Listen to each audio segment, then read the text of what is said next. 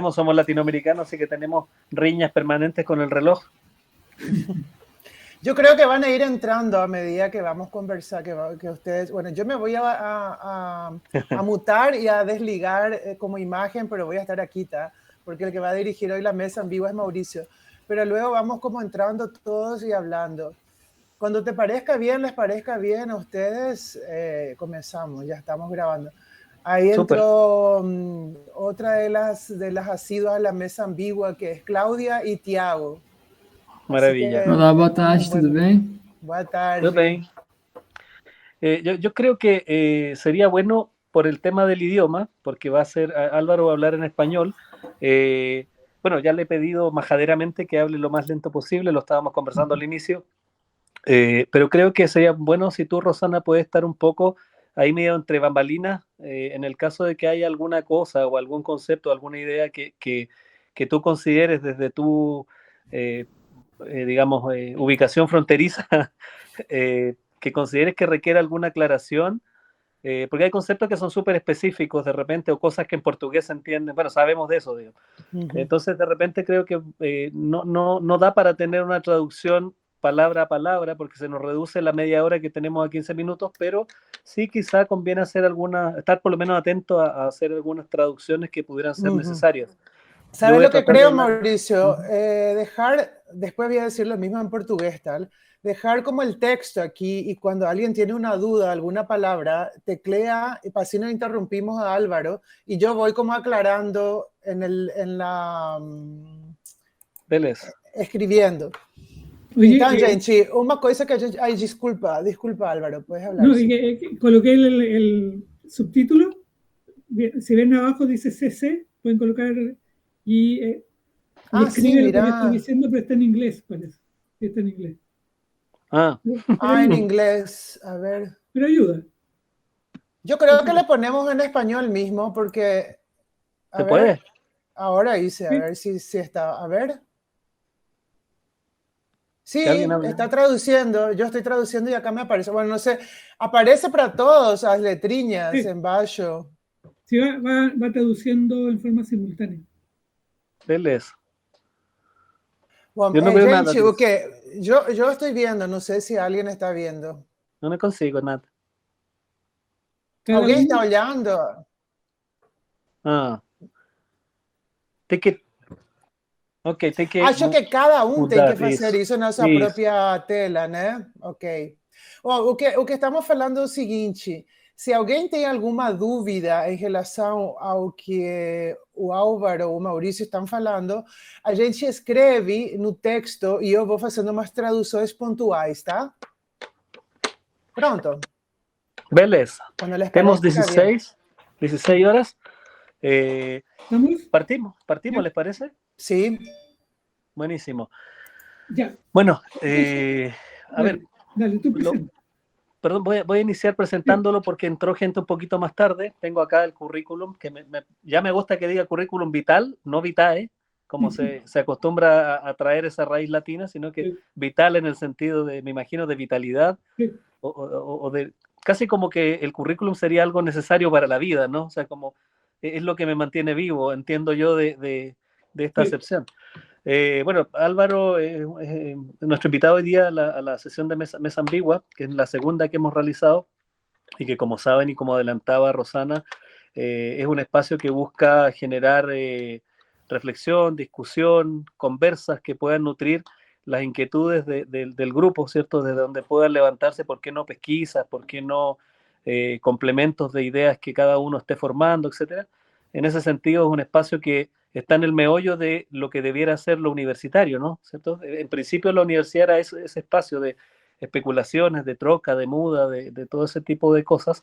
Entonces, justamente el espacio Mesa Ambigua busca eso, ofrecer un espacio horizontal, una mesa con una pata coja, como le decía Álvaro, con un pie muy latinoamericano, ¿cierto? Y que nos permite estar todos sentados uno al lado del otro para escucharnos más allá de las jerarquías que lastimosamente en muchos casos hacen bastante daño a la academia, ¿cierto? La academia fracasa cuando un estudiante deja de conversar o deja de preguntar porque hay otro que tiene más jerarquía y que entonces se supone que sabe más. Ahí muere, creo yo, por lo menos algo de la academia. Entonces, la idea de la mesa ambigua justamente es lo contrario, generar este espacio, y por lo tanto no es una conferencia, una palestra vertical, ¿cierto? Donde, como parábola, donde uno está en el foco y emite sonido y el resto solo escucha, sino que la idea es que podamos hacer preguntas. Álvaro me decía que él prefiere que se pregunte, si hay que interrumpir, que no tiene problema con que se interrumpa, pero tampoco hay problema con que el que quiera guardar su pregunta para el final o quiera escribirla como sugería Rosana, también lo puede hacer. Hay libertad en ese sentido. Bueno, Álvaro es licenciado en Artes Visuales de la Universidad de Chile. Eh, Creo que una buena manera de definir lo que es una cosa bien ya difícil es leer algunas palabras, como si se tratara de palabras llave de su CV, en el orden que sea. Realmente acá dice manga y cómic, que yo creo que forma parte de ese collage, figura humana, diseño de la ciudad, medios, experimento y guión, figura humana nuevamente, dibujo, retratos, tecnología, perspectivas, narración no lineal, espacialidad, cómics, tecnología digital, archivo, documentación gráfica, audiovisual. Creo que podría leer bastantes más cosas, pero creo que esas palabras son suficientes para ilustrar un poco el bicho, en el buen sentido, que es Álvaro. Decía recién cuando iniciábamos que personalmente una de las cosas que admiro de él es que es alguien que está permanentemente inquieto, preocupado, con preocupaciones que son gráficas, son especulativas, es un inquisidor de la realidad en ese sentido, está permanentemente inquisidor no en el sentido de castigo, sino que en el sentido de preguntar, de cuestionarla y de estar explorando. O sea, esta promiscuidad en el ámbito de lo que hace es muy interesante y va desde las herramientas a lo gráfico, a la idea, vuelve al papel, vuelve a la Mac, a la cámara fotográfica, vuelve a la tinta, al cartón, etcétera. Es alguien que está permanentemente elucubrando cosas, especulando en su ámbito de trabajo. Creo que eso quizás es la mejor forma en la que yo podría definir lo que conozco de lo que hace. El telón de fondo que tiene, si ven ustedes, son herramientas, y me parece que ese es su medio en el que se desenvuelve, digamos, así como el medio ambiente propio de Álvaro. Bueno, sin ahondar más en eso, creo que es más útil que lo escuchemos a él. Así es que bienvenido Álvaro, gracias por aceptar la invitación. Espero disfrutemos la charla, disfruten todos también tanto como yo espero disfrutarla. Y nada, el micrófono es tuyo. Ya, muchas gracias por la invitación que me hacen también. Y acabo de tener la misma sensación de cuando hacía clase durante la pandemia. De esta pantalla que es interesante, esta pantalla, porque no es jerárquica, ¿no? O sea, ¿dónde está el profesor? Y puede ser cualquiera de las pantallas que tienen más o menos la misma dimensión, que es una de las características de este medio digital, de internet y de transmisión de trabajo de un grupo. Entonces voy a compartir un PowerPoint que preparé.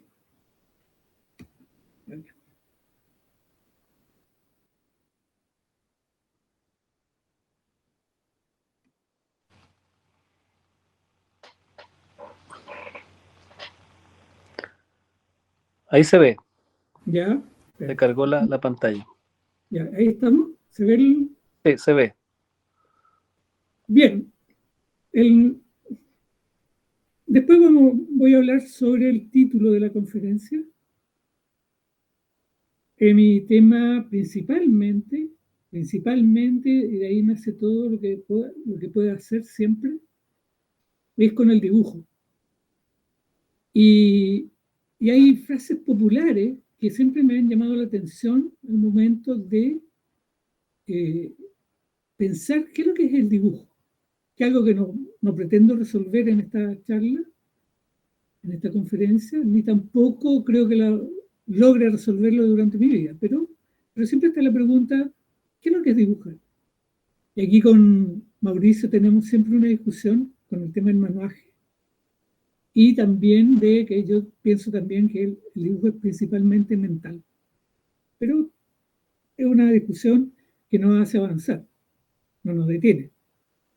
Entonces, pero hay una frase popular que me llevan a pensar algo sobre el tema del dibujo, que son estos que decimos o que dicen las personas con respecto al salario, al sueldo, cuando es escaso, que dicen, tengo que hacer figuras, y en algunos casos dicen dibujos, para llegar a fin de mes. Y eso es significativo, porque es que tengo que imaginar líneas que no existen, líneas que no están en forma explícita, expresada, que yo pueda seguir para llegar con todo mi dinero a fin de mes. Por lo tanto, tengo que inventar nuevos caminos. Después hay otra frase también, que es una pregunta, que cuando hay una discusión, uno le dice al otro si acaso entendió lo que le dijo o quieres que te lo dibuje. Y eso también me lleva a pensar que el dibujar tiene que ver con una síntesis estructural esencial. Lo que no está lejos de lo que uno hace de alguna forma. Entonces, estas dos frases populares están ahí siempre, me han llamado la atención y las traigo a clase. Muchas veces en la universidad, cuando me toca hablar en un curso o en una reunión sobre dibujo, las saco, las traigo y las vamos discutiendo. Después, hay otro tema que tiene que ver con cómo estamos viviendo ahora y que estamos viviendo un cambio de paradigma de cómo producimos el tema de imagen y cómo se reproduce, porque ya no es la reproducción industrial del siglo XX, sino que ahora hay una circulación de una reproducción digital. Y estamos ante un cambio importante. Con esto me lleva a imaginar y a preguntar cómo habrá sido el cambio durante la historia conocida de Occidente. Voy a hablar de Occidente, con cambios que han habido, por ejemplo, llevándome a 5.000 años más o menos, perdón, 2.500, 500 antes de Cristo, con los griegos, cuando hablan del topos, y ante la pregunta, ¿qué es lo que hay entre el objeto y el lugar? Y la respuesta que dan es que está el topos, que es que no existe, que es algo que no es evidente, no es concreto, que yo saco el objeto y queda una forma abstracta. O sea, imagino una forma que queda suspendida, porque también saco el lugar y queda esa forma suspendida. Y que de alguna manera, es cuando uno dibuja, realiza eso. Uno inventa una estructura, una forma que está entre el objeto y el lugar, que no es evidente, no es concreto, sino que es un invento. Entonces, me trato de imaginarme en la época cómo los que estaban dibujando, a lo mejor inconscientemente, como uno lo hace muchas veces, de repente le dicen, mira, lo que estás haciendo es algo que no existe, que tú lo inventaste, que está entre el objeto y el lugar. Yo he hecho la pregunta en clase, de repente, qué es lo que hay entre un objeto y un lugar, y es muy difícil responder. Después está todo el arte precolombino, y ese ahí es algo que más desconocido, y es la paradoja, lo que estábamos conversando recién del inglés, el portugués y el español, la paradoja, es que lo menos conocido por nuestra educación eurocéntrica, y es un tema pendiente que lo he abordado tímidamente o no la profundidad que quisiera, por lo tanto lo voy a dejar ahí, pero también hay una pregunta como el arte precolombino trabaja con el tema del dibujo, que lo hace. Acá tenemos unos museos de arte precolombino muy buenos, los cuales visitamos, y ahí hay harto que investigar, hay harto, mucho. Pero coloco me delato en lo que no ha sido suficiente el bagaje, el viaje a través de esa imagen. Después tenemos el siglo XV. Perdón, en el arte precolombino no quiero coloco fuera ahí a Ayala, que es un inca, que realiza todos unos dibujos, pero él tiene la influencia europea. Entonces, esa influencia europea está en los dibujos, por lo tanto yo no lo tomo como una expresión precolombina, entre comillas, no contaminada por Europa. Y toda la cerámica que tenemos acá, que hemos visto, precolombina es anterior a la llegada de los españoles, por lo tanto no están contaminados. O sea, eso hay que verlo en forma directa. Bueno, de ahí me traslado al siglo XV con el tema de la perspectiva y la imprenta, de cómo Masaccio, Brunelleschi, con el tema de logran hacer una representación de esta tercera dimensión, de la profundidad, en una superficie 2D, de 2 dimensiones.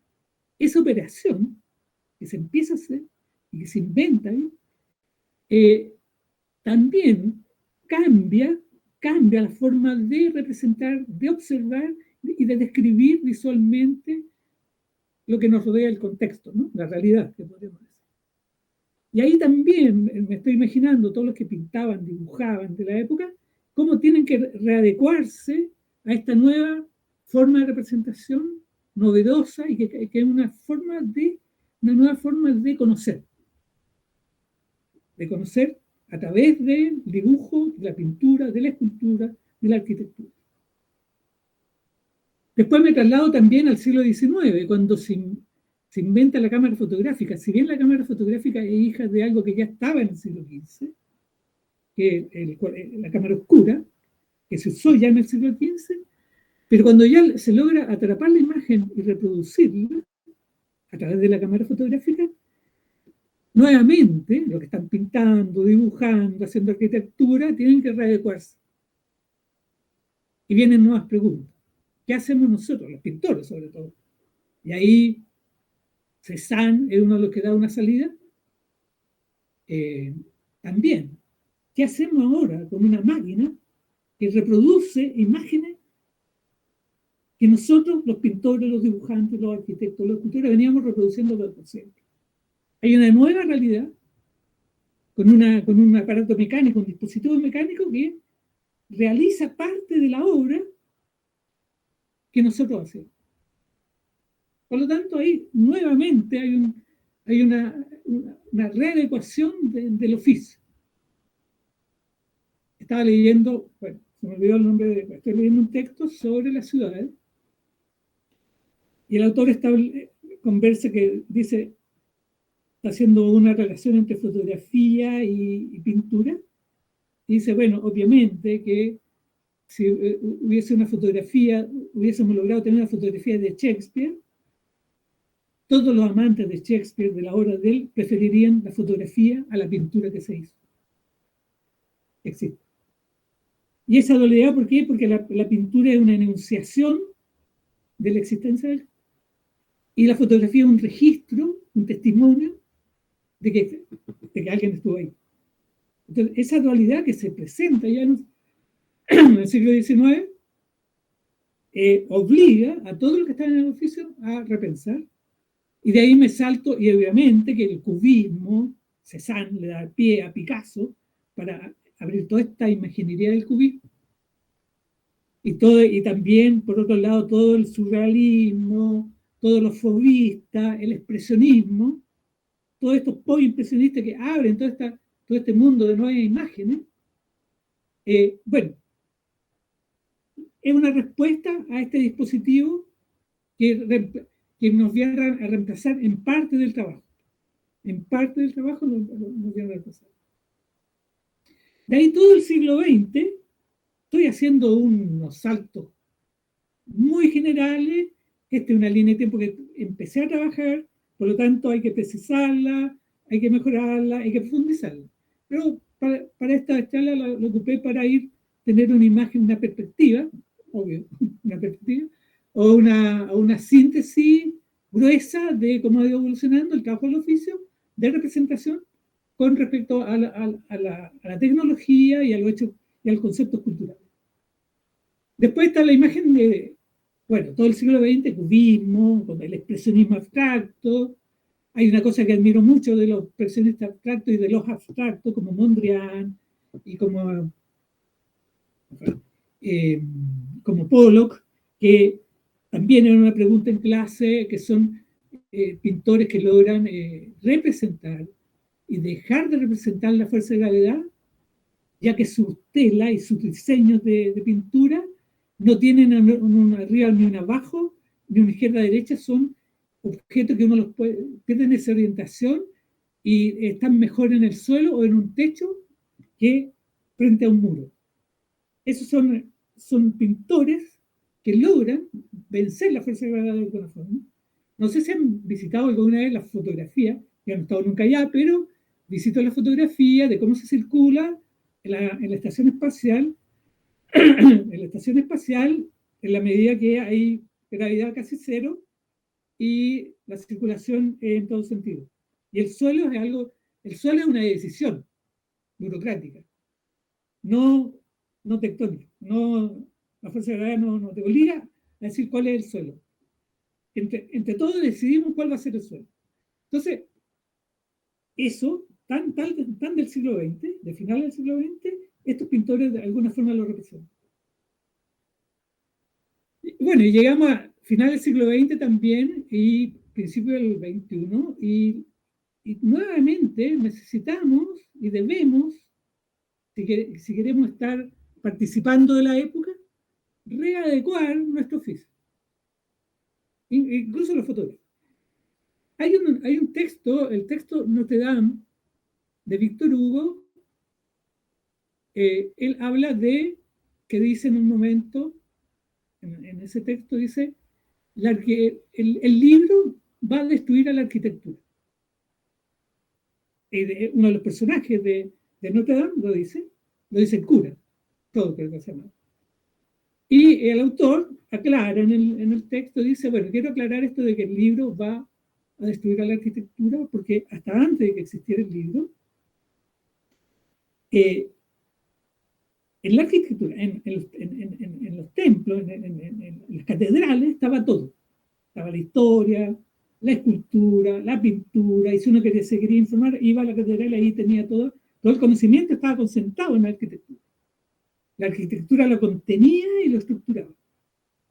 Cuando aparece el libro se empieza a llevar la pintura, el texto, la historia, todo se lo lleva el libro. Este invento del siglo XV, el libro que conocemos nosotros, que es una estructura de hojas, de superficies planas, rectangulares o cuadradas, unidas por el lomo, por una parte de ellas, y esa estructura, hasta el día de hoy, se dice que es la base de nuestra cultura. Bueno, Víctor Hugo dice, eso se lo va a llevar, y de alguna forma tenía razón, porque el libro empezó a contener todo el conocimiento.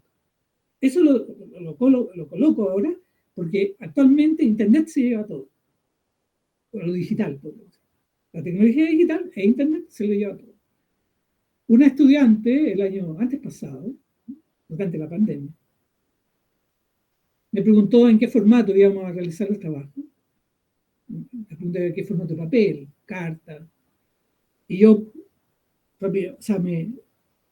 pensé un rato y le dije, en realidad me da lo mismo, porque lo voy a ver en mi pantalla. Mi pantalla de 13 pulgadas o de 17 pulgadas. Y puede ser un mural si quieres, pero yo lo voy a ver en 17 pulgadas, no más. Sé que va a ser mal, pero ese va a ser. Entonces, en Internet estamos llevando todo, estamos llevando el cine, el dibujo, la pintura, las grabaciones, el sonido, la radio, la televisión, todo. Se lo lleva Internet, así como el libro se llevó también todo. El que está en crisis ahora es el libro con respecto a lo digital e Internet. Y está en crisis el tema de la imagen, crisis no estoy colocando como una palabra negativa, no un juicio negativo, sino que es un momento en que hay que tomar decisiones, aprender y tomar decisiones. En que la imagen ya, cuando yo era niño y nos íbamos de vacaciones, había una cámara fotográfica en mi casa y durante las vacaciones se sacaban fotografías que se demoraban 2 semanas o 3 semanas en verlas porque había que mandarlas a revelar, se devolvían a las 2 o 3 semanas, las mirábamos, nos reíamos con el tema, haciendo recuerdos y se guardaban. Y después uno las sacaba cada cierto tiempo para mirarla. Bueno, ahora la imagen, como es instantánea, o sea, la humanidad nunca ha tenido la producción de imágenes que tenemos ahora, inmediata, y en este momento, o sea, millones de imágenes se están produciendo. Esas imágenes están destinadas a circular. O sea, el destino de la imagen digital es la circulación, no la mantención, no. O sea, uno la mantiene, pero no vas a mantener 10.000 imágenes en tu vida. Vas a ver durante tu vida de las 10.000, 100.000 que tomaste, vas a tomar 1.000. Entonces, y hacerla circular, porque necesito que me vean y participar de esta comunidad digital. Participo haciendo circular imágenes, textos, videos. Entonces, ese es el penúltimo, o sea, la penúltima vez que tuvimos que readecuar nuestro oficio con las nuevas tecnologías, dispositivos y conceptos. Y ahora viene el tema de la inteligencia artificial, que también nos viene a interpelar, a retar, a ver cómo esta herramienta funciona con nosotros. No voy a profundizar en este tema tampoco, porque la inteligencia artificial es muy reciente, estoy recién usándola, pero sí te creo una cosa, pero es lo hablo desde la ignorancia, que hay, para poder producir una arquitectura, pintura, dibujo, grabado, fotografía, todo lo que conocemos como arte, entre las condiciones que necesitamos, aparte de la disciplina, los materiales, conocer los materiales, yo creo, es una apuesta mía, que tiene que ver con la melancolía. Cuando los computadores se coloquen melancólicos, ahí yo creo que vamos a poder conversar ya más de igual a igual. Yo creo que va a llegar un momento en que se van a colocar melancólicos los computadores. Pero hasta el momento, la inteligencia artificial, por lo que he leído, lo que he usado, está reproduciendo nuestros cánones culturales. Se ha visto que tira texto de respuesta dentro del sistema. O sea, patriarcales, consejo racista, todavía, porque todavía está produciéndose nada. Entonces es un tema abierto, nuevo, y que yo creo que hay que tomarlo y abordarlo. ¿Ok? ¿Se entiende un poco, no? ¿Se entiende el español? ¿Alguna manito por ahí? Me imagino que sí. Álvaro, tienes 20, vas en 25 minutos más o menos, 20 pasaditos. Ya, vamos a acelerar. Sí. Ya. Y no he mostrado ningún dibujo todavía. Bien, vamos. Ya, primero la formación clásica, a la que yo, como me pidieron hablar de mi obra, vamos a llegar a lo que estoy haciendo hoy día, pero quiero que vengo desde acá, de la formación clásica. Con toda esta cosa del Renacimiento europeo, del volumen, de la textura, el paño, y la construcción académica de la figura humana, en que también tiene que ver con la semejanza, trabajar el dibujo y la semejanza. Desde ahí vengo estudiando y construyendo imágenes. Estas son ilustraciones. Esta es una ilustración que nos salió, fue hecha durante la dictadura y fue casi clausura en el diario donde iba a salir. Y bueno, por lo tanto la guardé porque es el original. También dentro de la educación clásica que tengo, también salí más allá de la cosa de la proporción, del dibujo académico, por una cosa un tanto más expresionista. Este dibujo debe tener fácil 40 años. A ver, 82 más o menos, sí, 40 y tantos años. Lo mismo, los materiales son muy tradicionales, son materiales como tinta, témpera, el papel es un papel común, y también tiene plumilla. Y acá ya empiezo ya con un trabajo un poquito más experimental con el tema del dibujo y con el cómic. Este es el primer cómic que publico en una revista de arquitectura clandestina que salía durante la dictadura, y es la historia de un exiliado y cosas así. Pero ahí ya el dibujo ya se acerca mucho más a ser un medio de comunicación de la historia, más que el dibujo en sí mismo, para sí mismo. Esto no es mío, esto es de la lira popular, porque es antecedente para un dibujo que hago después. La lira popular chilena, en toda Latinoamérica hay este tipo de dibujo, se llama la literatura de cordel, porque se colgaban las impresiones con textos poéticos, se colgaban, entonces se le llama en Brasil, en toda Latinoamérica hay. Y esta me sirvió porque el cómics, hice un cómic que publicaba en una revista, también clandestina de la dictadura, y que mis referentes son The Little King, El Reyesito, que era un cómic que aparecía los días domingos en el diario, acá, en Chile. También me sirvió el lenguaje de las chatarras de guerra, de los tanques, estas como no son orugas que le llaman, la oruga con la que avanza, la literatura cordel, y lo de Lotte Reinecker, que es una dibujante y cineasta alemana, que tiene una cosa de sombra muy buena. La había visto en la universidad y la conocí en la obra de ella, y lo cual mi producción fue que era un personaje de militares, y también eran destinados, estas son 5 páginas de un cómic largo, con estos personajes sin palabras, solamente hecho con imagen. Era un tanto experimental, en ese caso se publicó, pero muy mal publicado, no me gustó como quedó, pero lo tengo ahí, en algún momento lo voy a publicar bien. Pero sí, el personaje, como dicen, como spin-off de ese grande, así como ahora se sacan personajes de la serie o película y se hacen nuevas. Bueno, aquí hice lo mismo con el militar y lo civil. Este lo publiqué cuando llega la democracia y el militar le pasa la banda al civil elegido, pero él se queda con la banda de las balas, ¿no? de las armas. Y ahí la disputa de poder es una.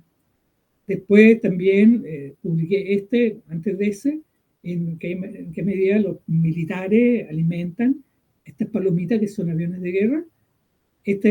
También es esto sería en la contraportada. Esa parte pequeña es la portada. Y en esta también hay una cosa casi matemática con la sonrisa del militar, que se cambia. Acá la tenemos en este sentido. Cuando cambia nuevamente el militar, la sonrisa queda con el gorila. ¿No? Ahí hay no sé si alguien se ríe con esto, pero lo hacía y era el cómic. Ya es mucho más tradicional, con imágenes muy análogas, con volumétrica, que aluden más a la semejanza, y también se publicaban en la misma revista. Esta es una historia de un par de ladrones un tanto románticos. También publiqué media página en un diario de oposición a la dictadura, pero era legal, a lo cual me pasaron, me dijeron, hazte media página de cómics con esto dibujándolo, y con lo cual hice una historia de la ciudad de Santiago, con la movilización del momento, y era una mujer policía que perseguía a un bandido, a un tipo que era Johnny el Romántico. Y era de acción, quería hacer una historieta de acción. Y acá esto es interesante, porque yo encuentro interesante esto, que la expresión de la cara de los personajes, cuando yo gritaban, yo me encontraba haciendo la misma expresión para poder dibujar. Sin mirarme al espejo, realizaba la expresión de la cara para poder dibujarla. Siendo que por lo menos la sentía por dentro, como estaba construida. Y acá los mismos personajes. Bueno, y ahora hacemos un salto rápido. Estamos hablando de la década, lo anterior era de la década de los 80, durante la dictadura en Chile. Bueno, de los 90 para adelante yo conozco el tema del tecnología digital, los dispositivos, e Internet, y algo que a mí me gustó mucho, me acomodó y me hizo ampliar la forma de mirar el dibujo, pero sí, claro, y ahí hay conceptos nuevos, que dentro de la ruptura está el anterior, lo que vimos hasta la lámina anterior, hay hojas de papel que son los originales, que se llaman, que es la obra original, lo demás es copia. Acá, cuando entro a lo digital, ya no existe el tema de ¿cuál es el dibujo original? Porque yo copio y tengo un clon, y es muy difícil decir cuál es la original. Ahora hay tecnologías que están realizándose, se están lanzando para que el original sea establecerlo y poder darle un valor. Porque el hecho de tener una copia idéntica con un clon le quita valor al original, que es el valor de la escasez. Como el original es uno solo, pero esa escasez sube de valor. Después está el hecho de producir estas imágenes con movimiento, que antes era a mí me tocó hacer clases de dibujo animado en los 80 con film, con el cine tradicional, que también había que mandarlo a revelar y esperar. Y ahora producimos imágenes en movimiento en tiempo real. Y esto son dibujos nomás, pero que he puesto uno tras otro, le voy dando movimiento y hago una pieza. Esto es lo mismo, esto es parte de un proyecto de cómics en que tomé el personaje y lo animé. Y esto animado también es una copia, son 4 o 5 elementos que se copian y se van reflejando. Y produce esta gráfica que no es el realismo, es la semejanza, pero no es el realismo. Y lo otro que me llama la atención de esto, y acá hay una mezcla de materiales con lo digital, es que podemos, así como el cómic son imágenes estáticas, ahora podemos tener una narrativa visual como el cómic o el manga, cuadriños le dicen en Brasil, creo. Podemos tener en que coexiste la imagen fija con la imagen en movimiento. Y la imagen en movimiento que fija con su carga dramática. Y hay cambio, y enlazo con la anterior, y vengo con esto. Y acá también nuevamente hay una mezcla de materiales y de tecnología y de métodos que me ayudan, por el tema de la tecnología digital, a mezclar. Lo que tengo: grafito, acuarela, lo GIF animado, tengo papel de cuaderno, eso que líneas verticales que se ven ahí, es papel de cuaderno, abajo todo el tren, la estación de tren, y las personas y los caballos que están en la estación de tren son dibujos hechos en 3D, en un software de 3D, en Animator. No, estos están hechos en SketchUp, y el humo es una acuarela. Y los personajes que aparecen las personas son acuarelas con grafito y también algunos con carboncillo. Esto aquí estoy trabajando con los alumnos para que sus trabajos sean hechos en el formato, y también es parte de la adecuación, el formato más óptimo en este momento para lo digital, ya que el 70 o el 80% de las consultas que se hacen en Internet son de teléfonos celulares, es el cuadrado, porque yo giro el teléfono y el cuadrado no sufre de variación. El rectángulo sí. Cuando el rectángulo giro el teléfono, el rectángulo o se reduce o se amplía pantalla completa. Y acá también la división de la pantalla del celular en dos, y estamos viendo cuál es lo más óptimo de partir la pantalla para que la imagen no se pierda. Pero eso depende también de la expresión que uno esté usando. Este también es una mezcla de un dibujo en 3D. Este es el dibujo del interior de un dibujo de un Citroën. Citroën es un auto francés, pero que se armaba en Chile y en Argentina también. No sé si en Brasil ahí está el Citroën, el 12B. Bueno, aquí era muy popular, y lo que hice fue, para una historia, dibujar el interior del automóvil, de la citroneta que le llamamos acá, y coloqué fotografía como exterior de este dibujo. Todo esto es obviamente que es ilusión, y tengo una fotografía del año 82 en Santiago, que era muy pobre, y la misma fotografía en el lugar de ahora. Otra cosa que estamos en el tema digital, este es un dibujo hecho en mi celular. El celular anterior que tenía, que también tenía lápiz, y que también podemos registrar el proceso de construcción del dibujo. Si se fijan acá, que primero empieza con las líneas y empiezo a agregar los elementos, hasta llegar a este grande que es la obra final. Entonces, eso es porque en lo análogo, cuando estoy dibujando, el dibujo cubre al dibujo anterior. Si uno pudiese ser, si es que el dibujo último es la fase de varios dibujos, ¿ya? La secuencia de varios. Y aquí uno puede registrar el proceso. Este es un dibujo hecho en SketchUp y que lo estoy trabajando en la medida que logro identificar, cuando logro identificar cuáles son los patrones de repetición, puedo construir algo con 2 o 3 elementos. Y este es más o menos un caso, que este es un edificio que está en un parque acá en Santiago de Chile y es del principio del siglo XX y que fue el pabellón de Chile en la exposición de París. Una vez expuesto en París, lo traen a Chile y lo rearman y ahora es un museo. Es todo metálico de estructura. Y acá, y ahí hay uno de los elementos, que es el módulo, uno de los módulos que construye la esquina, que son unos pilares. Unos pilares importantes de todas de las plantas que tiene el edificio. Y esto lo dibujo con la transparencia. En sí mismo, independiente de decir, en sí mismo, a mí me fascina. Me encuentro que este también es un dibujo digital de unos edificios en Santiago que se hicieron hace 50 años, son de lo que más se ha construido en Chile, son los 10-10 y los 10-20, eran edificios para las clases trabajadoras, que todavía están ahí y de alguna forma lo estamos estudiando. Esto, que es algo, son los carros de tren que se muestra la malla, y esto está visto en un celular. En el celular también podemos manipular la imagen en 3D y me produce estas imágenes que al final está entre lo abstracto y lo realista, porque si uno se fija, puede ver el eje de la rueda del tren, pero si se aleja, es un achurado, nada más, un tanto abstracto.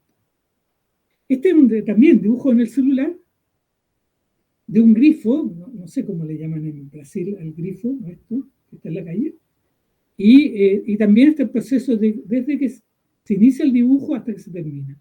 Eso está hecho en mi celular, en la calle, tomando la punta.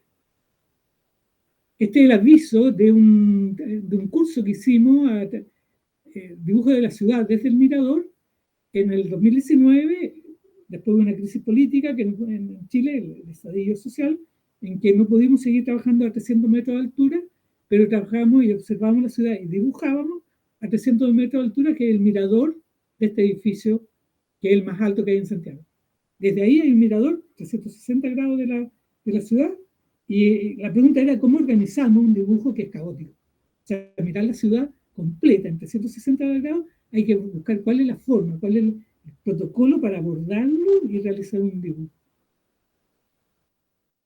Esto es lo mismo en lo digital, cuando ya pasa el dibujo y llegamos casi al símil de una pintura, porque esto está hecho con color y con capas de color para dar la sombra, los volúmenes, los matices, igual que en la pintura tradicional al óleo, se va pintando capa por capa para poder dar la parte atmosférica de la pintura, y aquí es algo similar en lo digital.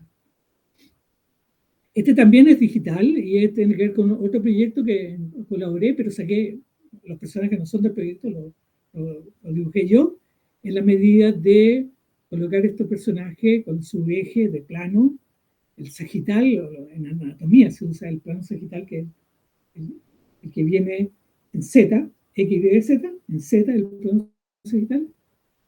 Aquí esto lo estoy diseñando para los celulares, para que se vea en el celular.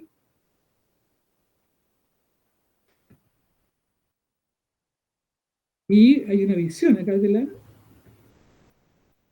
Quiero que vean. Y esa es una estructura. También está puesto con transparencia, pero en opaco. Son unos edificios del año 72, estilo moderno, en Santiago, que también hay muchos, y yo los tomo, porque además trabajamos con ese proyecto. En la base se puede ver el plano de esos edificios. sobre ese plano hice este dibujo que me encantó, dejar el plano abajo como referencia, y se ve la transparencia. Y ahí, esa es una copia, un dibujo que hice del metro, del tren subterráneo nuestro, pero el antiguo. Y que también está metido al interior de este ambiente de edificio de estilo moderno, este tren subterráneo. Ahí hay unos vestigios con lo que, de los trenes antiguos, que coexisten, ¿no? Al fondo se ve esta plataforma que es una plaza suspendida en segundo nivel, la planta en segundo nivel, y que ahora era para reunir a las personas y ahora está todo cerrado por temas de seguridad. Es el mismo personaje. Y este es un cómics que está casi terminado, sobre la revolución de la escuadra en 1931 en Chile. La marinería, la marina, la armada, se rebela contra el Estado. Y hay una historia de una semana en que acá también hay mezcla, fotografía, acuarela, dibujo en 3D, investigación de las armas. Esa arma que está puesta ahí está investigada y corresponde a una ametralladora, la J-50, algo así se llama, que se usó en la guerra del Paraguay, del Chaco. En la guerra del Chaco hay unas películas en que aparece después vi la película y aparece esta ametralladora en esa guerra. El tipo de avión también es un tipo de avión investigado. El de arriba es un avión Junkers, también está el modelo, y abajo es un tipo submarino también de la época. Y ahí tenemos dibujos en 3D del submarino, dibujos en 3D del avión, el fondo que es una fotografía mía del cielo, y abajo el mar es una fotografía mía que hice acá en el puerto de Valparaíso. Este es el mismo submarino, ya con otra vista de construcción, ¿no? Y lo último que estoy haciendo, y que tiene que ver con las clases de la universidad, que me metí en el tema de cómics y arquitectura, en la medida de la arquitectura, y lo tomo como dibujo, también como un trabajo de investigación de dibujo, porque trabajando con la circulación. La planta de circulación, cuando uno camina, como en el teatro se usa también, las plantas de movimiento, cuando uno camina va dibujando, hay un trazo uno que va dejando. Y hay unas plantas de movimiento de la vida de uno, que va desde la cuna, en que la planta de movimiento personal es muy pequeña, y se va ampliando a medida que la vida va pasando. A medida que la vida va pasando, uno empieza a ampliar su planta de movimiento hasta reducirla ya después en la vejez, y después nuevamente al mínimo cuando muere. O sea, hay una historia ahí de un dibujo que se establece con la planta de movimiento que uno lo puede tener. Lo puede tener de personas, de grupos, y en la arquitectura eso está.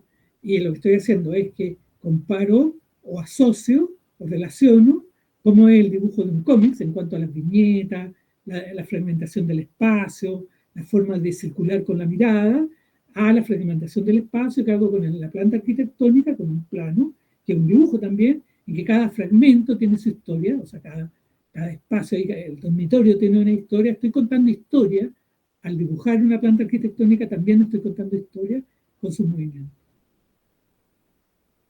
Acá yo cambio el programa, este es un programa de vivienda, y el mismo recinto, la misma división del espacio, entonces, paredes, puertas, todo, le cambio el programa y coloco una oficina y cambia este dibujo de planta de movimiento de los habitantes. Se establece otro tipo de dibujo. Ya, eso es básicamente lo que tenía para mostrarle. ¿Cómo estoy de tiempo? Está un poco pasado, pero yo no te quise interrumpir porque me parecía que es maravillosa las imágenes que estamos viendo y el trabajo, así que me imagino que el resto también estaba babeando con esto. Ya, lo último de esto es que este es un cómic de Guido Crepax, a la izquierda está abajo el autor, francés de los 80, y que siempre me ha gustado citarlo porque esas diagonales que tienen, y esta es una vista de una calle de Santiago de Chile, en que tiene la misma diagonal que tiene el cómic, donde también suceden cosas, es muy semejante. Esta imagen de la izquierda con la derecha que es una fotografía. Y después estos son intervenciones de dibujos de alumnos durante la pandemia en que yo rayaba sobre eso o dibujaba cosas en las correcciones, lo cual produce una nueva imagen de fotografía, de fondo, de dibujo, de intervención. Este podríamos decir. Y lo último que estoy intentando trabajar es levantar un proyecto de dibujo colectivo, que significa el dibujo BIM, con metodología BIM, que es el Building Information Modeling, pero también con un HBIM, que es Heritage BIM, que es dibujar lo que ya está construido, no el proyecto. Porque esos son dibujos colectivos, en que el eléctrico dibuja, el de sanitario dibuja, el arquitecto dibuja, todo dibuja. Y eso porque el dibujo en sí mismo, casi siempre, o yo creo que siempre, es un trabajo solitario. Y es bienvenido que hagamos un trabajo grupal, a ver qué sale de ahí. Eso.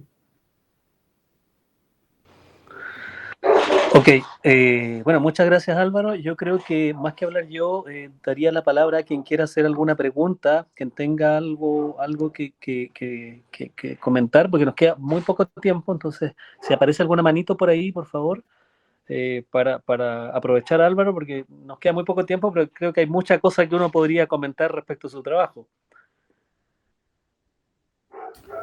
Se me quedó el trabajo de, bueno, pero el de los paneles volcanitas. Bueno, eso es maravilloso. Yo puedo compartir el link luego de ese trabajo, que es una exposición de dibujo muy, quizá la primera exposición tuya, si mal no recuerdo, después de mucho tiempo. Así que lo puedo compartir para que lo logren ver. Sí. ¿Espacio para preguntas, gente? Está abierto el espacio. Yo, en cuanto a la gente se anima a preguntar, puedo hablar. Me podría hablar algo, porque ahí demoran un tiempo hasta que alguien tenga ganas de preguntar. Bueno, estoy sumamente así, sorprendida con lo que vimos, Álvaro. Me pareció fantástico lo que vi. Y a medida que ibas hablando de esa línea de tiempo, me hacía la misma pregunta, ¿verdad? Cuando te colocabas enfrente a la fotografía o cuando hablabas del momento, el fenómeno de la fotografía, y de hecho todo ese discurso tuyo me recordó un poco el libro de John Berger, de Modos de Ver, que lo uso bastante para dar aula en la facultad, porque tocan algunas cuestiones que vos habías hablado un poco aquí, o sea, justamente, ¿qué pasa con las grandes crisis como la fotografía? ¿Cuál es ahora la pregunta que se hacían los artistas, de decir, bueno, ¿cuál es nuestro papel ahora en esta realidad donde la cámara hace mejor que nosotros o hace diferente? Digamos, en ese momento creían que hacían mejor, ¿no? Porque de hecho era un tema más representativo. Luego después pudieron venir otros procesos y tal. Entonces, en ese momento yo me preguntaba, ¿será que le pregunto a Álvaro qué hacemos ahora en frente a la inteligencia artificial? Y al final hablaba justamente de eso, ¿no? Porque como de alguna manera el campo donde estás trabajando va y viene entre varias, pues como Mauricio había hablado muy bien, entre camadas, posibilidades, campos. Tus herramientas son varias y eso yo creo que hace muy rico poder imaginar las cosas desde varias intervenciones, desde varios momentos de la fotografía y tal. Claro, si tal vez los artistas enfrente a la fotografía hubiesen visto todos esos campos, estarían más tranquilos, entenderían que su papel en el mundo era simplemente hacer otras cosas, ¿no? Pero me gustaría preguntarte eso, ¿cómo ves ahora, aunque no tengamos una definición muy clara de qué pasaría o qué pasa ahora con la inteligencia artificial? ¿Cómo ves un poco ese camino de la creación arquitectónica o de la creación del dibujo? ¿Cómo ves en todo esto que se abre como yo veo como un enorme abismo sin fin, así, no sé? ¿Cómo lo ves vos? Mira, yo creo que de hecho esta charla se llama Todo es cancha. ¿Entienden todo el concepto todo es cancha, la frase? Creo que no. Pero le podemos explicar después. Mira, el todo es cancha, acá en Chile por lo menos, se usa cuando uno juega fútbol en la calle, fuera de la casa, coloca 2 piedras o dos chaquetas y el arco, y coloca unos ciertos límites virtuales en la cancha. Pero también uno puede jugar fútbol adentro de la casa. Cuando está lloviendo acá en Chile, uno está dentro de la casa y juega fútbol adentro.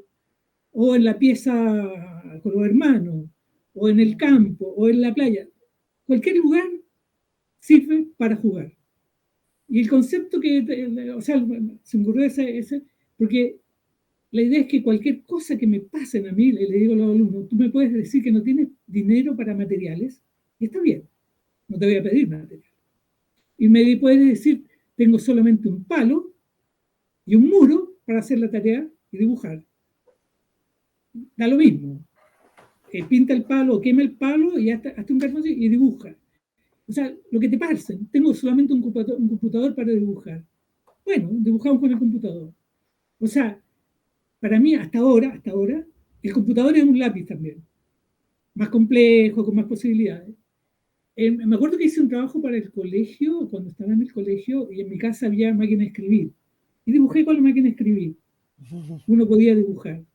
Entonces el concepto ahí, y hay otra cosa, cada vez es más distante mi mano de la superficie donde yo, por ejemplo, cuando alguien hace una línea en la arena con una varilla, está la arena, la varilla y la mano. Cuando yo dibujo en mi celular o en el computador, está mi mano, todo el dispositivo del celular que no lo conozco, y me aparece una imagen que además, cuando se apaga el celular, desaparece. Entonces, ahí hay algo que ver. Todo lo digital que he hecho, cuando se apaga, no hay energía, no existe.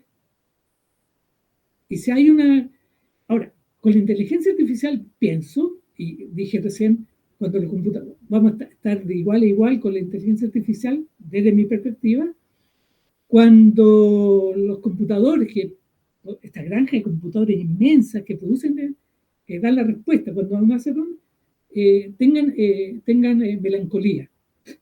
O sea, cuando sean melancólicos, ya, estamos hablando de lo mismo. Porque hasta ahora, pero ¿cómo pasa esa melancolía en las máquinas? Contanos. Claro, esa es la pregunta. Entonces, porque yo creo que, no sé si leyeron Fahrenheit 451, Ray Bradbury. Ahí hay un discurso sobre el ocio en que además dice cuando se inventa el cierre continuo, y se deja atrás el botón a botón, abrocharse a botón, ese espacio entre abrochar un botón y abrochar otro botón se perdió, y es un espacio de melancolía entre una tarea y la otra. Esa parte de esa tarea a la otra es que todavía sigue para mí siendo donde yo me refugio y desde donde hago cosas. ¿Entiendes? No hacemos tarea una tras otra. Todavía, o sea, aún, o a veces. Tenemos un espacio de tiempo entre uno y otro donde nos deprimimos, donde cuestionamos o nos alegramos. En otras cosas, entre comillas, inútiles. Pero todo eso nos sirve para cuando regresamos a hacer alguna tarea obligada o voluntaria. Yo creo que yo estaría atento y reservo para mí todavía ese espacio de ocio, de melancolía, que la máquina no la tiene. Todavía no la tiene. A lo mejor en algún momento la va a tener. Blade Runner, bueno, Blade Runner es posible también. ¿Conocen Blade Runner, no? Sí. Ya, entonces, yo creo que ahí hay una... Oye, muy lindo lo que dices, Álvaro, esto de me reservo para mí ese espacio del entre lo aparatológico pasado y lo aparatológico futuro, podríamos decir, o entre dos instancias aparatológicas. Claro. Una cosa que me interesaría, que quería comentar, más que nada comentar, es que veo que hay un asunto que creo que es interesante de lo que muestra, que es el asunto de la obsesión por seguir algo que no están necesariamente definidos, sino como que hay una obsesión y un afán de estar haciendo, que yo creo que es una cosa que subyace a todo lo que vimos, ¿cierto? Más allá de la utilidad o no que tenga, eso como una cosa. Lo otro que también quería hacer notar de tu trabajo es que te lo comenté en la exposición la otra vez. Creo que en el trabajo de Álvaro hay una cosa bien interesante, es que no hay un afán de alarde ni un discurso sobrepuesto a lo que hace. Lo que acaba de mostrar es trabajo. No hay un discurso montado en donde por ejemplo, no habló en ningún caso de significados asociados a las imágenes, sino que nos relata, la conferencia es permanentemente mostrar lo que hace, sin una pretensión discursiva que revista o ayude a mentir, por decirlo, sobre lo que hace. O sea, para él la imagen es fotografía con carbón intervenido encima, no hay una cosa, por ejemplo, los conceptos no existen en el trabajo de Álvaro en el sentido discursivo de inventar un concepto para revestir de ese concepto a lo que hace, sino que lo muestra en los huesos, lo muestra tal y como es la obra. Sin, el discurso no lo usa con afán de revestimiento, sino que lo usa solo con la humildad de relatar. Y eso me parece que es una postura súper interesante y que es muy escasa hoy día en la producción contemporánea, digamos. Oye, con respecto, deja de decirte lo del afán por hacer algo, esa es la melancolía, que no tiene, no es explícito. O sea, si a mí me Claro, preguntan por qué lo hacen, no sé, hay que rescatar cosas de la... A mí me encanta la luz en la casa de las 11 de la mañana. Siempre me ha llamado la atención eso. Y debe estar asociado a momentos. Pero bueno, en psicoanálisis no logré sacarlo, en todas las terapias no logré, pero hay una, en la compulsión a hacer algo, tiene que ver con una, lo que está diciendo, esa parte que es muy humana, que es melancólico, nostálgico, o depresivo, o eufórico, lo que sea. Pero ahí hay una parte que no... ¿Por qué hace las cosas? No tengo idea. sí, es como esa voluntad vectorial que hay de moverse en alguna dirección. Claro, El cambio no es tan neutro, como que siempre está en alguna dirección. sí, Esa vida vectorial de empuje, sí. de autopropulsión, por decirlo. Yo creo que eso es súper interesante. Y claro, ya eso también es un espacio de melancolía en el sentido de que hoy día pareciera que eso se pierde un poco en el sentido que todos tendemos a esperar que la cosa se nos dé hecha, digamos. El tener como nacer con play puesto, ¿cierto? Como de Sí. ir a, de mover a, la Pero, tendencia a. pero tú ves, o sea, yo cuando miro las redes sociales y la dinámica que tienen, o sea, yo creo que nunca se ha escrito tanto como se escribe ahora. Y lo que sea, o sea, sin pedirle que sean noveles, no. Todos escriben algo y con un lenguaje vulgar y un lenguaje refinado, todos escriben. Y es la crisis que tenemos, o sea, que están asustadas la élite porque dicen, ay, todo se escribe. La cantidad de gente que hace videos, la cantidad de gente que hace humor, de humor, hay pero mucha gente haciendo humor. Estamos, o sea, por eso yo encuentro impresionante el momento. Y no sé si la inteligencia artificial logra copar eso, pero o sea, la cantidad de millones y millones de personas haciendo humor, escribiendo, dibujando, sacando fotografías, haciendo transmisiones, conversaciones, esto mismo que estamos haciendo ahora. O sea, el límite de el tema de lo físico ya no es impedimento que yo esté allá para que conversemos, sino que lo podemos hacer a distancia. Yo lo que sí he hecho de menos de eso, cuando regresamos a clases presenciales, yo dije, ahí me di cuenta, hablando de la experiencia, dije, pero algo me faltaba, que era el regreso. Cuando yo voy a hacer la clase y regresar, o ir, el regresar más que ir, tiene otra cosa, porque en el regresar puedo desviarme, tomarme un café, pasar a ver a los amigos o amigas, o caminar. Y cuando hago lo mismo, cuando yo cierro esta conferencia ahora, se cerró y nada más. No hay regreso. Esa parte me falta, encontré que me falta. O sea, no perder el regreso, esa parte de ocio, que tomas el bus o el metro o, o en bicicleta, y hay ese desplazamiento ahí. Bien. Eso. Sí, como la gradiente de entrada y de salida al plato de fondo, ¿no? ¿Cierto? El Claro, postre y el aperitivo, por decirlo. claro. El cafecito, el café, Claro. después de la comida. Esa parte es una... Yo creo que eso es que no hay que perder. Eso no... Pero sumar todo lo demás. Yo encuentro fantástico lo que estamos... O sea, es una época muy trágica la que estamos viviendo, pero también muy fantástica. Buenísimo. ¿Alguna pregunta? No sé si el portugués nos jugó alguna mala pasada el tema idiomático, pero sí, sería genial. Bea levantó la mano. Ah, Bea quer falar, isso.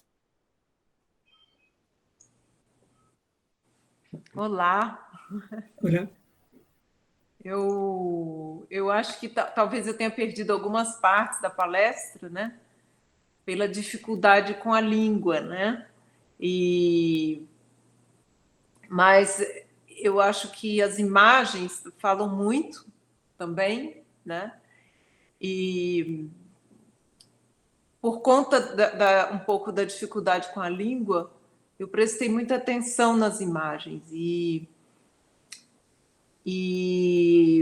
especialmente reparando mais no final da palestra, com essa mescla, né, e essa utilização criativa, né, de imagens na internet, eu me convenci de que no ensino de arquitetura aqui em Brasília, né, na nossa escola, parece haver uma crise de desenho e de representação, uma crise técnica e artística, né, com um uso homogêneo e não mesclado de técnicas, né? Por muitas vezes eu digo aos alunos, por que vocês não usam aplicativos que tem no celular, ou não usam... eles jogam videogame, por que não se apropriam de questões que vêm de lá, ou coisas assim, né? Diante de tudo isso, eu acho muito importante a importância da consciência desse processo de fazer as coisas e das técnicas, né, utilizadas para a criação em arquitetura, né? Porque tudo isso, eu acho, na cabeça de alguém que está criando, parece que já foi dado e que não se precisa pensar ou que não se pode criar, né? Então, eu acho que essa crise de criação, ela é terrível, e quando a gente vê isso nessa linha do tempo de imagens, né, quanta criação e quanta técnica, né, em tudo isso. E eu gosto muito quando tudo começa a se misturar, as tecnologias, né, nessa linha do tempo, talvez eu enxergue um pouco mais mesclada, né, e seguida, talvez assim, não o pré-colombiano, a arte pré-colombiana, mas me parece que há continuidade de absolutamente tudo, né? E assim, depois de ver sua palestra, eu penso que é uma linha do tempo muito interessante, né? E que está à disposição da gente explorar, né, tudo isso. A ver, ¿Ha conseguido entender, Álvaro? Sí, algo entendí. Mira, yo en la última para el proyecto que estamos iniciando ahora, yo software en 3D he usado Animator, que es un software me produce películas, SketchUp, y no había salido de eso. Y empecé a usar Revit, ¿lo conocen, no? Revit. Uh-huh. Sí. Y también ArchiCAD, ambos. Y como yo quiero dibujar cosas que ya están hechas, no proyectar, me di cuenta que ellos tienen librerías de ventanas, puertas ya diseñadas, están ahí, ¿ya? Y acá, dibujando lo antiguo, no me sirve eso. Entonces yo tengo que hacer mis propias librerías, construir mis propias librerías. Entonces, si yo necesito una ventana, o sea, un arco de ladrillos, pero no de medio punto, sino que una sección de arco, bueno, la construyo, la dibujo. Y pienso que si me tocara proyectar, también haría mis propias ventanas dentro con las condiciones materiales que me obvias, ¿no? Si es madera, si es aluminio, aluminio, pero con esas condiciones. Yo creo que ahí hay que tener cuidado con eso. Cuando las librerías, o sea, los software, te entregan prediseños en que tú los asumes totalmente. Ahora, no es malo, no es malo. Pero estoy pensando que uno podría, lo que dice Beatriz, no sé, Beatriz, si ustedes me corrigen, que las posibilidades de crear están en la medida que uno tenga conciencia de lo que me está entregando la tecnología y yo poder transformarla también. O sea, lo tomo, pero también hago mi transformación. ¿Ya? Eso es una cosa. Y es eso lo que, por eso que encuentro interesante el trabajo en equipo de BIM, ve ahí, lo conocen el trabajo en metodología BIM, porque es un trabajo que nos puede ayudar a dialogar sobre eso y a crear de forma colectiva nuevas cosas. Pero con eso, o sea, mira, la otra vez me tocó hacer una revisión de un proyecto Fondesit, de investigación y me llegó porque era arte, tecnología y tecnología y arquitectura. ¿Ya? Y la propuesta de este proyecto era trabajar con impresoras 3D en la construcción.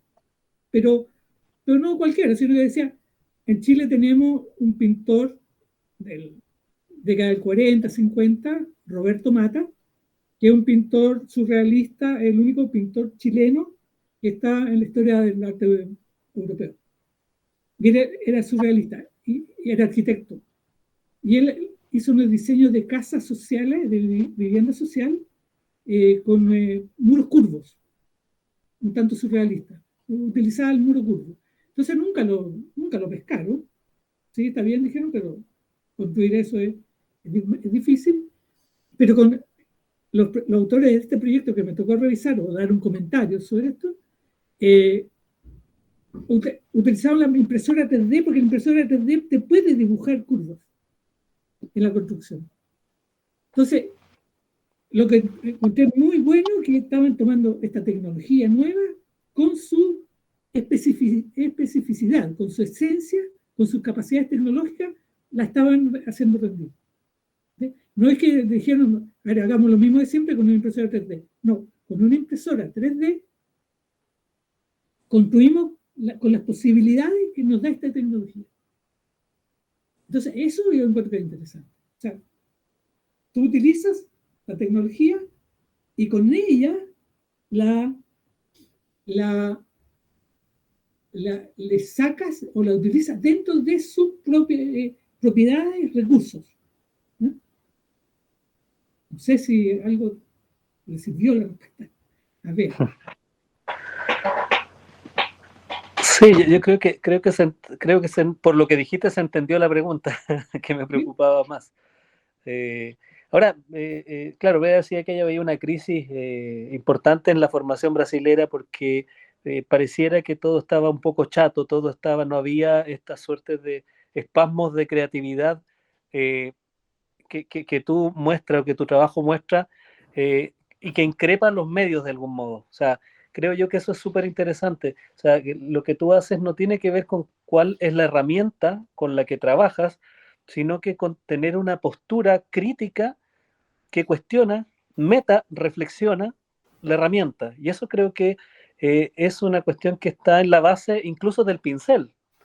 O sea, el aporte de los girasoles, ¿cierto?, de Van Gogh, tiene que ver con un cuestionamiento meta de cómo la mancha se hace, la pasta, digamos, se constituye en pintura, en cuadro. Y entonces hay una reflexión que está cuestionando, pellizcando, indagando la herramienta y su potencial, y que eso es común al software, al BIM, a lo que sea. No viene dada la herramienta, entiendo que es un poco la provocación o lo común a tu trabajo de alguna manera. O sea, la herramienta de alguna forma te deja espacios para que uno pueda intervenir. ¿Bien? O sea, no,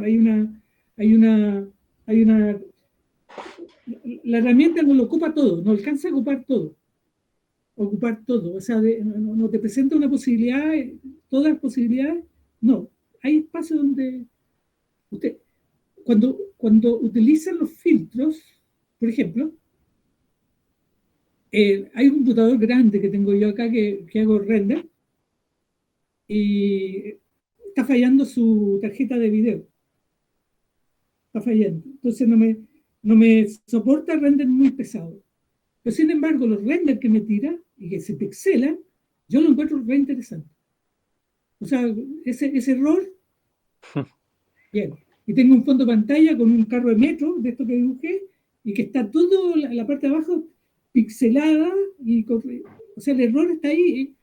Y eso, yo creo que ese error también sirve. O sea, si lo quiero usar, lo uso. Entonces, cómo las herramientas no solamente para lo que vienen diseñadas te sirven, sino que también para la parte de errores. Yo creo que ahí tenemos, como le dicen ahora, el intersticio por donde entrar a hacer algo.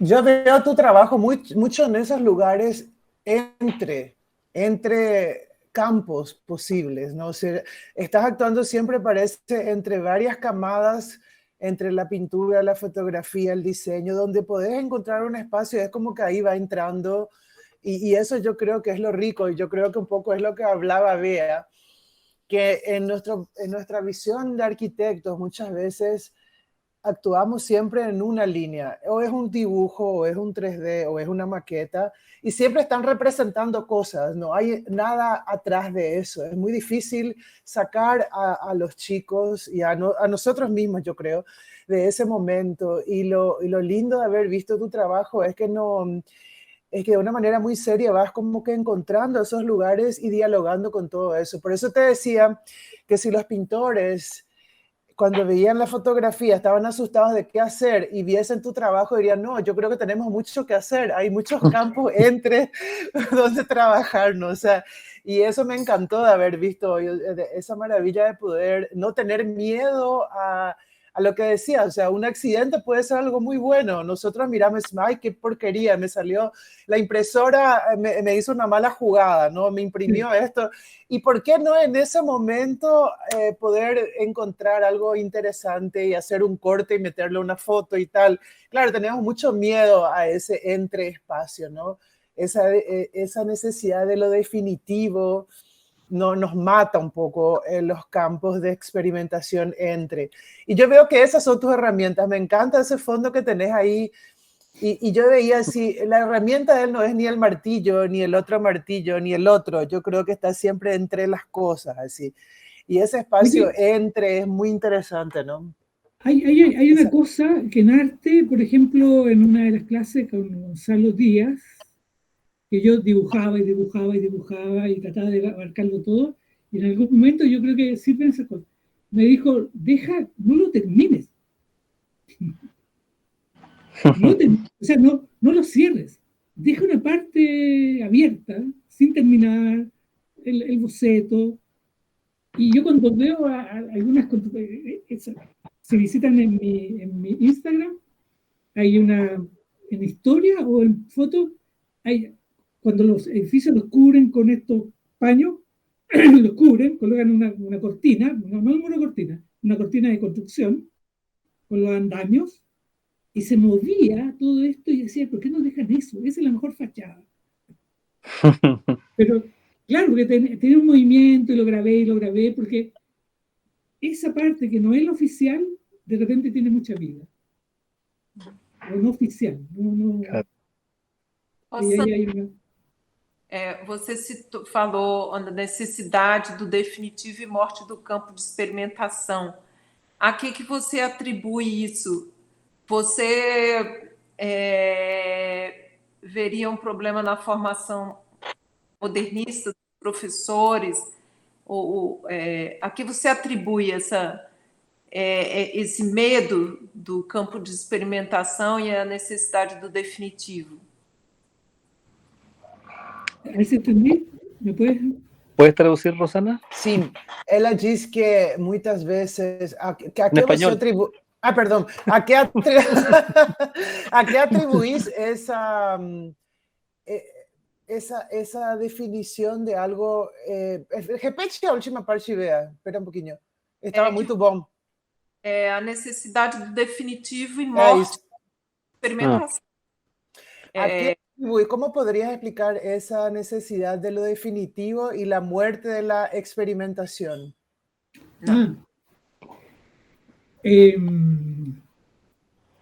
No sé cómo le dicen en Brasil o en Paraguay, cuando uno va a la escuela el primer nivel de jardín infantil, le dicen acá. Antes Kindergarten. Pré-escola, né? A pré-escola. A educação infantil. Kindergarten. Kindergarten, pré-escola sería.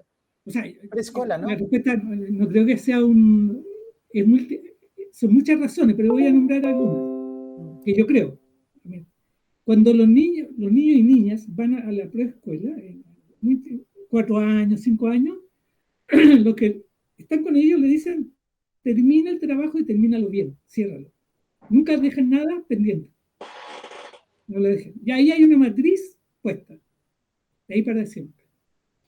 Después, el tema, la experimentación, de alguna forma es cara. No es barata. O sea, porque te puede costar perder el trabajo. Porque hay una presión en que tú hagas las cosas bien, cerradas, y como se han hecho siempre. El otro día tenía una conversación en la universidad que le decía, en la universidad creamos con una compañera de trabajo de arquitectura, trabajando con la rectoría, con la vicerrectoría, hace 10 años, creamos el archivo de documentación gráfica y audiovisual. El archivo patrimonial de ahora lo creamos ahí. Yo le decía, no estaba en el contrato. O sea, a mí no me contrataron para eso. Solamente nos encontramos con que había una cantidad de material arrumbado, fotografía, cine. Le dijimos, oye, dejar esto ahí, ¿por qué? Y le dedicamos 10 horas extras, muchas veces, a levantar un proyecto para que esto se creara. Entonces está ese concepto que tú tienes un contrato, y no estoy diciendo que uno trabaje gratis, no estoy diciendo eso, sino que si yo me apego solamente a lo oficial, no me da espacio de creación. No me da. Hay otra cosa, no sé si sucede en Brasil o en Paraguay, y en Chile hay cosas. Chile no es un país que favorezca lo creativo. Cuando tú dices, incluso hay bromas, chistes, sobre eso, que cuando alguien dice, estuve pensando que podríamos hacer algo, la respuesta que le viene como broma, pero es real, le dice, tienes tiempo de pensar. Si te están pagando para trabajar, no para estar... Esa parte, entonces, hay un sistema educacional, contextual, económico, como países dependientes de la metrópoli, en que nosotros no estamos para crear, estamos para producir lo que se nos ordena que ya está creado, ¿no? Entonces, en las discusiones económicas, cuando se plantean formas económicas, la primera pregunta que se hace en los políticos, le preguntan, ¿en qué parte del mundo ha resultado lo que tú estás proponiendo? Claro, y así como... Entonces el primero que se le ocurrió, ¿le preguntaron eso? Al primero que le preguntaron en qué parte del mundo se va. No, en algún momento, bueno, entonces Latinoamérica, creo, sospecho, Chile puedo dar cuenta, no tiene un sistema educacional, ni económico, ni político, ni cultural que fomente el que tú hagas cosas nuevas. Solamente las hace si te sales de la norma, si te sales del casillero. Entonces, es difícil. Yo creo que en la escuela de arquitectura les pasa eso, que hay una... Mira, la última experiencia que tengo con eso, lo último, los que trabajan en su proyecto de título de patrimonio, o como pretítulo, y están en empresa conmigo, me dicen, le pregunto, ¿y cuál es? Yo no tengo que corregir su proyecto, pero le pregunto, ¿y cuál es tu proyecto de patrimonio? Un centro cultural. Y después el otro, ¿y cuál es tu proyecto de patrimonio? Un centro cultural. Está lleno de centros culturales. Entonces, cuando yo estudié arquitectura, hice un año de arquitectura, el 75, 1975, el primer año de arquitectura, todos los proyectos eran centros comerciales. Cualquier solución era un centro comercial. Entonces, de repente, ¿por qué no llega alguno que me sorprende y me diga, no es nada, no tengo idea, veamos qué pasa, veamos que este espacio lo vamos a dejar ahí, que la gente se siente y vea, haga lo que quiera, no tengo idea, contemple el mar, mire para el cielo, no sé. Entonces, ese espacio no es difícil, ¿no? Yo no sé. Ahí hay algo que indagar y trabajar. Buenísimo, estamos en 17 y 24 en Chile, entiendo que 18 24 en Brasilia, o sea, nos robamos 25 minutos, pero creo que fueron bastante interesantes, por lo menos de lo más interesante que he escuchado este último tiempo. No sé si hay alguna pregunta o vamos cerrando ya. ¿Alguna manito más por ahí? ¿No? No Porque apareció, por mí pero me antes quedaría... de que cierres, Sí. quería, bueno, a ver, Álvaro, si podemos encontrarte nuevamente en otras veces. Fue muy rico haber escuchado, no, me dejó pensando muchas cosas. Me voy a quedar con varias imágenes tuyas en la cabeza y te agradezco mucho por este encuentro antes de Mauricio cerrar. Y para nuestro grupo y para nuestras vivencias, creo que muy interesante. Te agradezco mucho por la tarde de hoy. Oye, le agradezco, no, cuando quiera me contactas y podemos conversar. Y le agradezco a usted haberme escuchado y darle valor, obviamente, al trabajo que hago. Que, bueno, eso. Muchas gracias. Bueno, Gracias. yo también reitero los agradecimientos, Álvaro. La verdad que fue una tarde bien interesante, bien distinta. Creo que se dio lo que esperábamos, que fuera una suerte de bofetada a nuestro día a día, que es un poco lo que me pasa cada vez que hablo con él, como que llego empapado de cosas, de imágenes, de ideas, de cosas.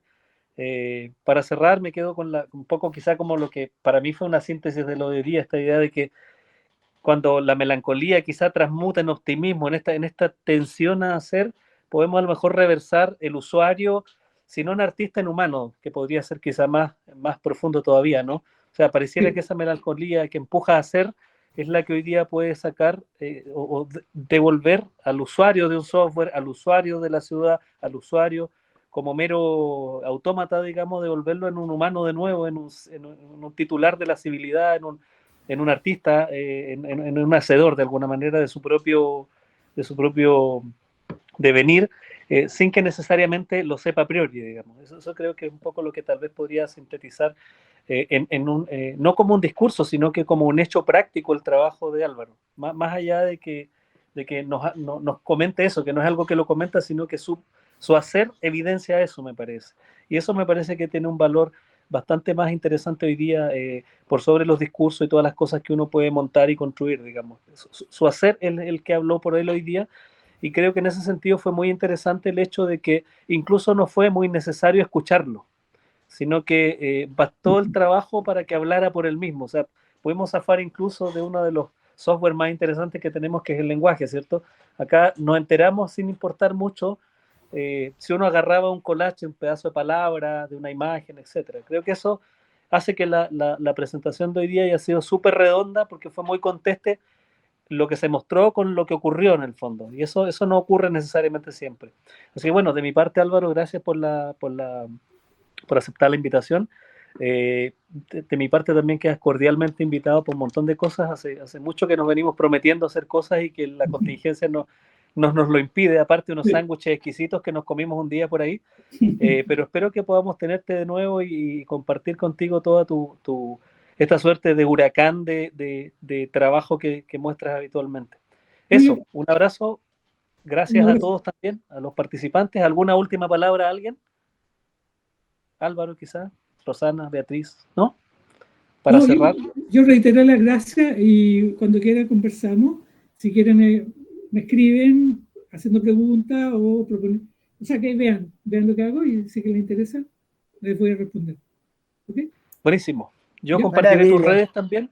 Compartiré tus redes y los links, creo que aparecen, nos mencionaste el pintor, pues Amata, por ahí, etcétera. Voy a tratar de hacer un recapitulado para poder colocar los links respectivos también de tu trabajo, así que cualquiera te puede escribir y todo, eres alguien extremadamente accesible en ese sentido, así que no dude la gente del grupo si le quedó alguna duda, o cuando subamos el video, porque vamos a inaugurar, que probablemente con tu palestra vamos a inaugurar el canal de YouTube seguramente, así que probablemente ahí van a poner subtítulos y todo, y el que quedó pegado con algo que no se entendió podrá revisarlo y bombardearte con preguntas, sea por alguna vía digital, que parece que vives un pie adentro y un pie afuera.